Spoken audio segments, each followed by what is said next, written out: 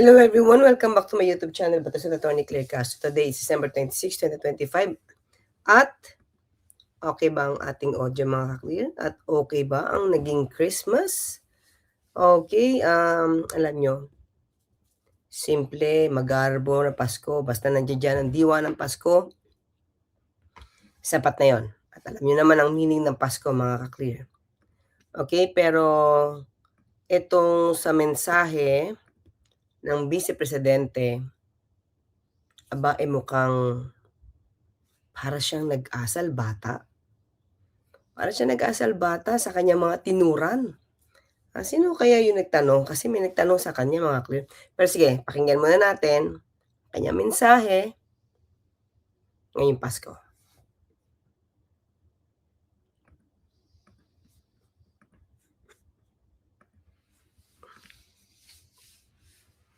Barakatu. Madayaw ug maayong adlaw kaninyong tanan. Magandang araw at maligayang Pasko sa inyong lahat. Tuwing Pasko ay binabalot ang ating mga puso ng mga biyaya na hatid sa atin ng kapanganakan ni Jesus. Ngunit paano ba natin mas mapapasaya ang ating selebrasyon sa harap ng samut-saring mga hamon sa ating buhay? Mga kababayan, magiging mas makabuluhan ang Pasko kung ibabahagi natin ang mga biyaya ng Diyos sa ating kapwa, lalo na sa mga nahihirapan sa buhay, mga may karamdaman, mga ulila at walang tahanan, mga biktima ng sakuna at karahasan, at mga sektor na dumaranas ng kapabayaan. Sa kagandahan ng ating loob, nagmumula ang pag-asa at katatagan ng loob. Kagandahang loob mga clear. Pakinggan niyo yung kanyang tinura na. Sana naintindihan niya ibig sabihin nito. Ng ating loob, nagmumulahan ng ating loob, mga biktima ng sakuna at karahasan, at mga sektor na dumaranas ng kapabayaan. Sa kagandahan ng ating loob, nagmumula ang pag-asa at katatagan Sa kagandahang loob, nagmumula ang pag-asa ng loob at pananampalataya. At ito ang gagabay at magpapalakas sa atin bilang mga individual, bilang mga pamilya, at bilang isang bansa. Hangad ko ang inyong kaligayahan kasama ang inyong mga kapamilya at mahal sa buhay. Lagi din nating ipagdasal ang biyaya ng kapayapaan at katatagan ng ating minamahal na bansa. Tandaan po natin na ang pusong nagpapasalamat ay mapagbigay, mapagmahal, mapagpatawad. Ano yun? Ang pusong nagpapasalamat ng ating pamilya at mahal sa buhay. Lagi din nating ipagdasal ang biyaya ng kapayapaan at katatagan ng ating minamahal na bansa.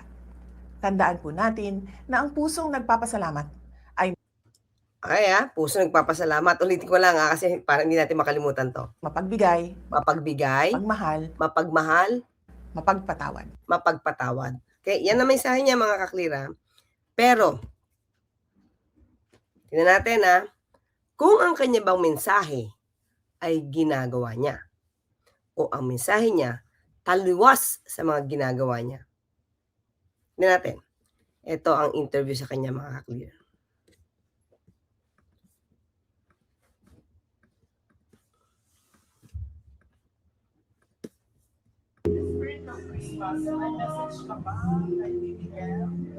Okay. Kung may message daw ba kay PBBM, tingnan niyo yung mukha niya mga ka-clear. Nadinig lang ang pangalang PBBM. Tingnan niyo siya ulit mga ka-clear. May kahawig to eh. May kahawig pagka ganyan ang itsura niya eh. Oh. Natin.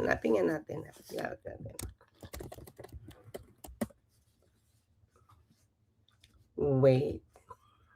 Pag galit na galit eh. Ayoko na ipakita. Pinakita ko na sa inyo dati ito eh. Okay, sandali lang ha. Pag galit na galit kasi siya pag nagme-meltdown siya. Iba itsura niya eh. Diba? Tingnan natin. Okay, wait lang. Hanap lang ako. Pag nagagalit siya, iba yung itsura eh. Saan na ba yan? Wait lang mga clear ha. Nahanap ko pa. Kasi magalit siya, eh. Mag-iba ulit yung itsura niya. Wait lang, tingnan niyo yung itsura niya dito, parang ganito, eh. Share ko lang. 'Di ba, nagsasalubong ang kilay, eh. Yun, oh. Parang ganyan, oh. 'Di ba? Parang ganyan lang, parang ganyan, 'pag galit, 'di ba? Anyway, balik tayo. Tingnan niyo, oh. Oh, 'di ba? Mga ka-clear, tingnan niyo dito, oh. Parang yung pinakita ko kanina sa inyo. Bakit? 'Di ba? Bakit? Magbabago ba yung ugali niya kung Christmas o hindi? Oh, definitely, mahinahon yun, eh. Kahit hindi Pasko, mahinahon pa rin. Kahit hindi Pasko, hindi nagme-meltdown. Kahit hindi Pasko at maraming bashers, hindi nagmumura. Hindi nagbabanta ng buhay. 'Di ba? Mukhang hindi talaga magbabago kasi ugali niya yun, mga ka-clear. 'Di ba? Pero kanina lang pinakita ko sa inyo yung mensahe niya, 'di ba? Ang puso nagpapasalamat. Ano nga ulit yung sinabi niya? Wait lang, ulitin ko lang, mapagbigay. Ang puso nagpapasalamat ay mapagbigay, mapagmahal, mapagpatawad. 'Di? Pero yung mga sinasabi niya sa kanyang Christmas message, parang hindi naman niya ginagawa. Parang taliwas sa kanyang behavior. 'Di ba? So, itong itsura niyang ito, mga Kristo, tignan natin ulit, balikan natin yung kanina niya. Balikan natin, Kaya, ano 'to, maraming pretensions? Tignan niyo, mga Klira, Na ang puso ng ating minamahal na bansa. Ibang-iba, 'di ba? Tandaan po natin na ang pusong nagpapasalamat ay mapagbigay, mapagmahal, mapagpatawad. Tapos dito, yung totoo niya, lumalabas. Yung itsura niya. No? Kung ano mensahe kay PBBM, ayan na yung lumabas yung totoo niyang itsura, mga ka-clear. 'Di ba? Bakit? Magbabago ba yung ugali niya kung Christmas o hindi? Hindi naman magbabago. And in the same vein, magbabago ba yung ugali kung Christmas o hindi? 'Di ba? 'Di ba? Mga clear? Yan. 'Di ba? Siya ang nag-a-aspire na maging presidente ng ating bansa. Ganyan. Parang, okay, sabi niya, hindi siya plastic. Remember do'n sa isang hearing na hindi siya plastic? Hanapin ko nga ito. Wait lang, Pero, hindi siya plastic, pero mga ka-clear, yung mga sinabi niya sa kanyang message, ito, ang haba nito. Wait, hanap tayo nung hindi ako plastic, sandali. Nasaan na yun? Maiksi nito, wala na. Ang haba.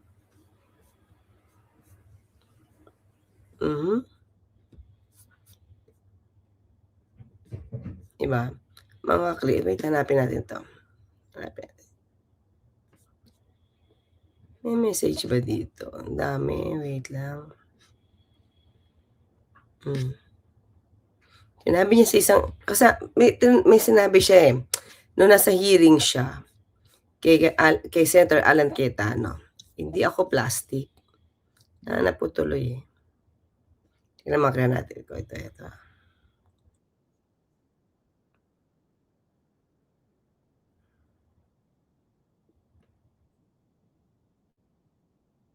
Wait lang.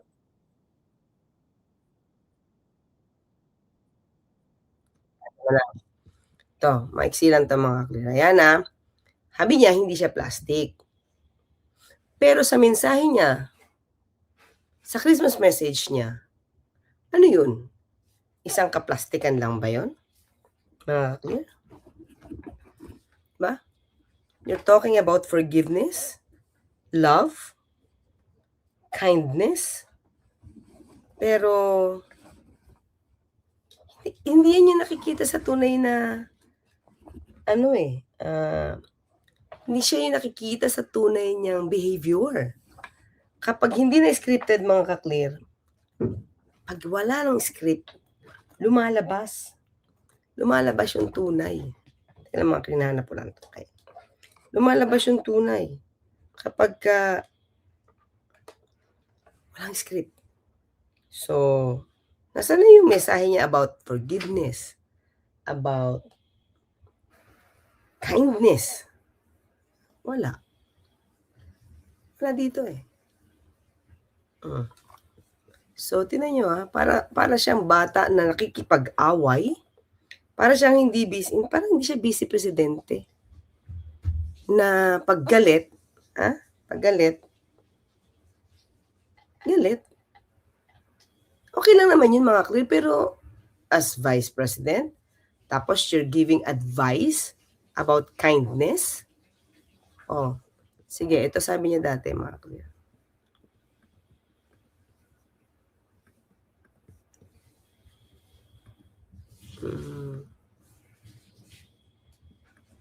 Wait, yan, pakita ko mga ka-clear. I'd also like to note that although as a senator, naintindihan ko si Senator Risa na siyempre mas gusto kong cordial yung sagutan. But we also have to take into context that this is both legislative and political. So tingnan niyo mga ka-clear. Dito pala nakita na ni Senator Cayetano, hindi siya cordial sumagot. Diba? Nagsasabihan siya in a subtle manner na dapat cordial sumagot, considering Vice President. Pero, although alam natin naman to si Senator Alan Cayetano, Maka Duterte. Pero siya, napansin niya, I'd also like to note that although as a senator, naintindihan ko si Senator Risa na siyempre mas gusto kong cordial yung sagutan. But we also have to take into context that this is both legislative and political. And there are attacks against the... Ang lakas ng pagkakaano ni Senator Robin, Ang lakas ng pagkakatango, Vice President regardless saan nanggagaling. So, a little bit of latitude dahil we want kakampi man o kalaban to feel welcome. But I agree with Senator Risa naman na, how do we make it more cordial? No? So, Madam Vice President, may I ask just one question? Actually, two One, nag-lunch na po ba kayo? Pero kaya ibig sabihin, ang ibig sabihin ni Senator Alan Cayetano dito, nag-lunch na ba kayo? Baka sobra kaya init ng ulo nyo, di pa nagugutom kayo. Well, ito nga sabi natin, kapag walang script na binabasa, lumalabas ang tunay na VP Sara. Diba? Lumalabas yung tunay na VP Sara dito, mga ka-clear. Sige, tuloy natin. Tuloy natin yung video. I'm very cordial Yes, when it ma'am. comes to international diplomatic relations. Cordial daw siya. Doon lang siya cordial, diplomatic relations with anong country? Anong country sasabi niya? Well, anyway, cordial naman talaga siya. Pagdating sa China, pinupuri niya rin yung turismo ng China, pinupuri niya rin yung tulay ng China, diba? At inihahambing yung kagandahan ng China, tulay ng China, at hindi nga daw dapat ipagmalaki yung San Juanico Bridge kung ikukumpara sa tulay ng China, di ba? Tama naman yun. Cordial siya dun. Gusto niyo i-discuss natin yung West Philippine Sea. Yes. But hindi kasi ako plastic na tao. Di ba mga clear? Yan ang tunay na VP Sara. So, ano yung ina-advise niya or binibigay niyang message pag Pasko? Itong huling Christmas. Ang puso nagpapasalamat Mapagbigay, tama ba? Wait lang nga, ulitin nga natin. Ang puso mapagpasalamat ay mapagbigay, mapagmahal, mapagpatawad. So, wala siyang pusong pagpapasalamat. So, kung hindi ito lang naman sa ating mga clear, kung hindi naman niya kayang gawin, 'di ba parang 'wag na lang niyang i-advice? Kasi magiging plastic siya dun, kahit sabihin niya hindi siya plastic, ka-plastikan yun, yung sinasabi niya 'pag Pasko, kasi di niya ginagawa. Oh, nag-aasal bata, patuloy siya. Oh, balikan natin yung kanyang mga pagsimangot, mga ka-clear. Oh, simangot na simangot talaga siya, oh. Hindi. Magbabago ba yung ugali niya kung Christmas o hindi? Hindi naman magbabago. And in the same Ano ba ang kinagalit niya kay Pangulong Marcos Jr.? Ever since naman, even before, mga ka-clear, even before naman na tawag dito, na padala ang dating Pangulong Marcos, rather, ang dating Pangulong Duterte sa ICC. Galit na siya kay PBBM eh. 'Di ba? Nagpupulburon-pulburon na 'to eh. Oh.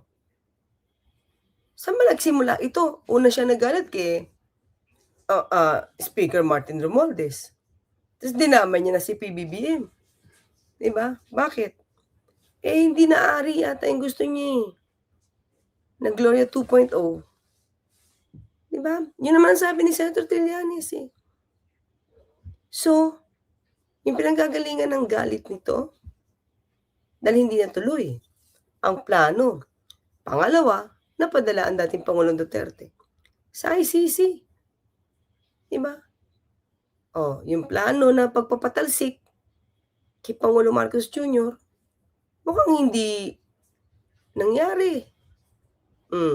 Lahat ng paninira niya, tingnan niyo mga ka-clear. Just try to compare. I-compare niyo na lang muna siya. Huwag na muna kay PBBM. Ikumpara niyo na lang muna siya nung naging Vice Presidente, si Mayor Leni Robredo. Ganyan ba? Kahit binabash na siya, kahit hinaharas na siya, kahit inaaway na siya ng kampo ni dating Pangulong Duterte, never siya nag-meltdown. Diba? Never nag-meltdown. Si VP Leni. Never siyang nag-attempt na ipapatay ang dating Pangulong Duterte. Diba? Kakaiba. So talagang, sabi nga natin, mukhang ka-plastic yan, yung sinasabi niya tuwing Pasko, at parang batang inagawa ng candy. O, tingnan niyo itsura, mga ka-clear. Lakihan ko. Sa galit yan eh. Punong-puno. Kaya, ang tingin natin, mga ka-clear, dahil taliwas yung sinasabi niya sa message niya sa Pasko, ito ay walang pusong nagpapasalamat. Diba? Walang pusong nagpapasalamat to kasi taliwas. magbabago ba yung ugali ko kung Christmas o hindi? So kung ayaw ko siya batiin kahapon na hindi Christmas, ayaw ko siya batiin ngayon na Pasko. Eh ganun kasi ako na tao. Ayaw ko batiin ng mga ayaw ko batiin. Diba? Yan. Yan ang iboboto nila para maging susunod na Pangulo. Sabi niya hindi siya plastic. Diba? Pero iba naman yung sinasabi niya sa kanyang mensahe sa Pasko. Kapag may pusong nagpapasalamat, mapagmahal, mapagbigay, mapagpatawad, o nasaan na yun? Diba? Oh. So, parang batang inagawa ng candy, parang batang nakapag-away lang, yan ang Vice Presidente natin. Diba? Okay? Hanggang sa muli, magkita't magkarinigan tayo. Ako po sa Tony Calicaso, papalalang, magtulugan ang inyong karapatan. Bye!